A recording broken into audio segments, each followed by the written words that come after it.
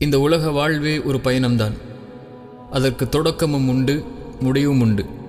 தொடங்கி எவராலும் முடிக்காமல் இருந்துவிட முடியாது. அதனால்தான் இந்த உலக வாழ்வில் ஒரு பயணியைப் போல் வாழென்று இறைத்தூதரின் வார்த்தைகளும் அமைந்தது. இந்த உலகத்தில் பிறந்த ஒவ்வொரு மனிதருக்கும் அவரவரின் பாதை முடிவு செய்யப்பட்டது.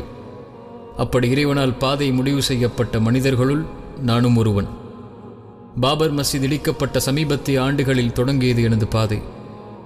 மார்க்க தொடர்பும் சமூக தொடர்பும் கலந்த குடும்ப பட்டறையில் தொடங்கியது எனது பயணம். மழலை பருவமும் சிறு பருவமும் குடும்ப பின்னணிகளற்று நடுத்தர வர்க்கத்தில் கழிந்த நாட்கள் அது. அன்பும் கண்டிப்பும் மாறி மாறி பகிரப்பட்டு இளமை பருவத்தை நோக்கி அழைத்து வந்தது எனது வாழ்வு. பள்ளி பருவம், மதரசா பருவம், கல்லூரி பருவம் என்று பல சுழற்சிகளில் வாழ்க்கை மாறி நான் செல்ல வேண்டிய இடத்தை நோக்கி காலம் என்னை கரை சேர்க்க முயற்சித்த நாட்கள் அவை. நோக்கத்தை, வாழ்வின் குறிக்கோளை, இறை மார்க்கத்தை, இறையருளால் நான் பெற்ற தண்டனைகள் மட்டுமே எனக்கு புரிய வைத்தது. நான் அறியாமல் என்னுள் புதைந்திருந்த என் சிறு திறமைகளை சரியான நேரத்தில் என் பாதை எனக்கு எடுத்து காட்டியது. இறைப்பணியின் தொடக்கம் தகுதியற்ற புகழ்ச்சிகளோடும் நிலையான இறை அன்பின் நேசத்தோடும் தொடங்கியது. எதை இறை அருள் என்று எண்ணினேனோ அதுவே மாபெரும் சோதனை என்பதை என் பாதை எனக்கு அடுத்த கணமே உணர்த்தியது. கடக்க கடக்க விமர்சனங்களும் எச்சரிக்கை மணிகளும் அனுமதி மறுப்புகளும் என் இதயத்தை உடைக்க துவங்கியது. உயர்வும் தாழ்வும், ஏக்கமும் கலக்கமும், மகிழ்வும் கண்ணீரும், ஏழ்மையும் செல்வமும், உறவும் பிரிவும், அரவணைப்போடு அமைந்த துரோகமும் வாழ்க்கை என்றால் என்ன என்பதை சிறு வயதிலேயே பாடமாக கற்றுக் கொடுத்தது. சமூக பயணம் மலர்களாலான பாதை மட்டுமல்ல, வழிகளும் மரணமும் கலந்த ஆபத்தின் படுகொலி என்பதை என் கண்முன்னே நான் கண்ட அநீதத்தின் தீர்ப்புகளும் சில உயிரிழப்புகளும் எனக்கு புரிய வைத்தது. எந்த சமூகத்தின் மீது பேரன்பு கொண்டேனோ அந்த சமூகத்தின் மீது கோபமும் விரக்தியும் ஏற்படுவதற்கு அதன் தலைமையும் உணர்வற்ற சமூக பின்னணிகளும் காரணமாகியது. உதாரணமே, பழனி பாபாவின் மரணத்தின் தீர்ப்பு வெறும் உணர்வில்தான் இந்த சமூகம் பயணிக்கிறது என்பதை உணர்த்தியது. மதானியின் சிறைவாசத்தின் ஊனம் உணர்வுகள் ஊனமாக்கப்படும் என்பதை உணர்த்தியது. பாபர் மஸ்ஜிதின் நிலையற்ற தீர்ப்பு ஓர் நிலையில் இந்த சமூகம் ஒருபோதும் இல்லை என்பதை உணர்த்தியது. பெரும் அழைப்பாளர்களின் தடைகளெல்லாம் இது வெறும் கைதட்டும் சமூகம் என்பதை பாடமாக்கியது. சமூக தலைவர்களின் தன் அழைப்பு காலம் காலமாய் சுயநலமே இங்கு வேரூன்றிருக்கிறது என்பதை பாடம் புகட்டியது.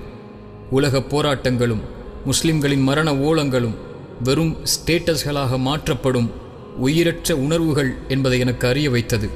இந்த சமூகத்தின் நோக்கம் என்ன, குறிக்கோள் என்ன, திட்டமிடுதல் என்ன, இந்த சமூகத்தின் ஒன்றிணைந்த தலைவர் யார், எந்த பாதையில் இந்த சமூகம் பயணிக்கிறது, முன் வருபவனுக்கு கை கொடுத்து அரவணைக்கும் வழிகாட்டும் மக்கள் இந்த சமூகத்தில் உண்டா, இந்த சமூகத்தின் எதிர்காலம் என்ன, இந்த சமூகத்தை தலைமை தாங்கி அழைத்துச் செல்லும் உணர்வுள்ள சமூக பட்டறையில் படிக்கும் எதிர்கால மாணவர்கள் எத்துணை, இன்னும் வரவிருக்கும் எதிர்ப்புகளையும் விமர்சனங்களையும் அழிக்க துடிக்கும் இரத்த துளிகளையும் உணர்வை தூக்கி எறிந்து அறிவை கொண்டு போராடும் மக்கள் எத்துணை. இதில் எந்த கேள்விகளுக்கும் பதில் யாரிடத்தில்?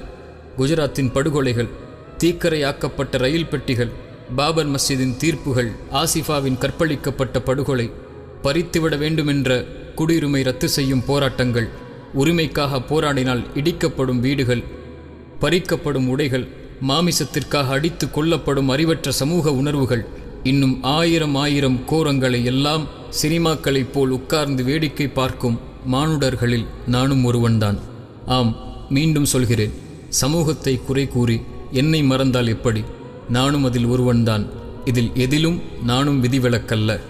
ஆனால் இதில் மாற்றம் ஏற்பட்டால் அந்த மாற்றம் என்னையும் மாற்றும் என்ற அவாவோடு காத்திருக்கிறேன். அந்த மாற்றத்தில் ஒரு சிறு துளி அளவேனும் பங்காற்ற வேண்டுமென்ற இறை உதவியை எதிர்பார்த்தவனாக. இறை தூதர் கூறினார்கள், ஒரு மனிதனுக்கு நற்செய்தி உண்டாகட்டும். அவன் தூசி படிந்த நிலையில் பரட்டை தலையோடு போர்க்களத்தை நோக்கி ஓடி வருகிறான். முதல் வரிசைதான் அவனுக்கு அனுமதி கிடைக்கிறது, நிற்கிறான். கடைசி வரிசைதான் அனுமதி கிடைக்கிறது, நிற்கிறான். உதவி கூறுகிறான், உதவி மறுக்கப்படுகிறது. சாட்சி கூறுகிறான், சாட்சி மறுக்கப்படுகிறது, நிற்கிறான். இவனுக்கு நற்செய்தி உண்டாகட்டும் என்று இறைதூதர் சொன்னார்கள். ஏன் இந்த பயணி அவன் பாதையில் பயணித்து போர்க்களத்தில் இறைவனுக்காக கலந்து கொண்டது முதல் வரிசைக்காக அல்ல, கடைசி வரிசைக்காக அல்ல, உதவி ஏற்றுக்கொள்ளப்பட வேண்டும் என்பதற்காக அல்ல, சாட்சி அங்கீகரிக்கப்பட வேண்டும் என்பதற்காக அல்ல. அவன் வந்தது இறைவனுக்காக. எது கிடைத்தாலும் எது கிடைக்கவில்லை என்றாலும், யார் ஏற்றுக்கொண்டாலும் யார் ஏற்றுக்கொள்ளாவிட்டாலும், யார் உதவி கூறினாலும் யார் அவனை தூக்கி எறிந்தாலும் அவன் நிற்பான் அந்த பணியில், அந்த பாதையில் அவன் நிற்பது அல்லாவிற்காக என்று. மரணிப்பதற்குள் ஒரு போராளியின் மரணமல்லாத ஒரு மரணத்தை அடைந்துவிடக்கூடாது என்ற எண்ணம் என் மனதில் குடிகொண்டிருந்தாலும், அதற்கான தயாரிப்புகளும் முயற்சிகளும் எல்லளவும் என் உள்ளத்தில் இல்லை, என் செயலிலும் இல்லை என்ற இயலாமையை நான் இன்னும் உணர்கிறேன். என் பாதையின் நீளத்தையும் அதன் முடிவையும் என் இறைவனே அறிந்தவன். நகரும் வரையும் நீளும் வரையும் என்னை இயக்கும் ஒரே ஒரு கேள்வி இந்த பாதையில், இவ்வளவையும் கொடுத்தவனுக்கு நான் எதை செய்தேன் என்ற கேள்வி மட்டும்தான். துவண்டு போகும்போதும் புறக்கணிக்கப்படும் போதும் என்னை அரவணைக்கும் இறைவனுடைய வார்த்தைகள் இவையெல்லாம்.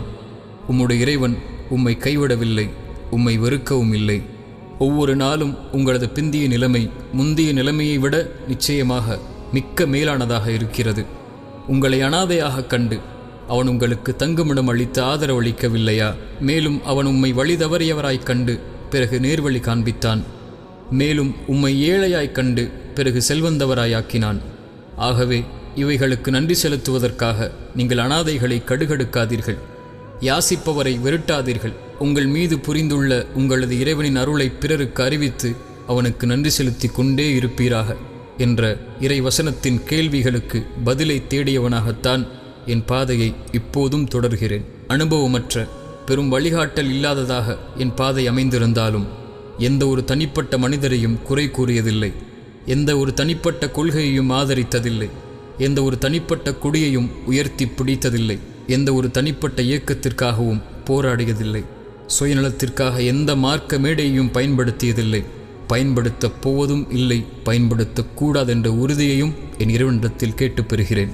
நோக்கங்களை, குறிக்கோளை, திட்டமிடுதலை அடிப்படையாக கொண்டு பயணிக்கும் சமூகத்தில் ஒருவனாக என்னை மாற்றும் முயற்சி மட்டுமே என்னிடத்தில். செல்ல வேண்டிய தூரம், கடக்க வேண்டிய பாதை, சந்திக்க வேண்டிய மனிதர்கள், கேட்கப்பட வேண்டிய கேள்விகள், பெற வேண்டிய பதில்கள், தேட வேண்டிய கல்வி, சந்திக்க வேண்டிய ஆசிரியர்கள், எடுக்க வேண்டிய அனுபவம், வரவேண்டிய விமர்சனங்கள், சந்திக்க வேண்டிய போராட்டங்கள் ஏராளம் ஏராளம். அதற்காக துவங்குகிறேன் பயணிகள்.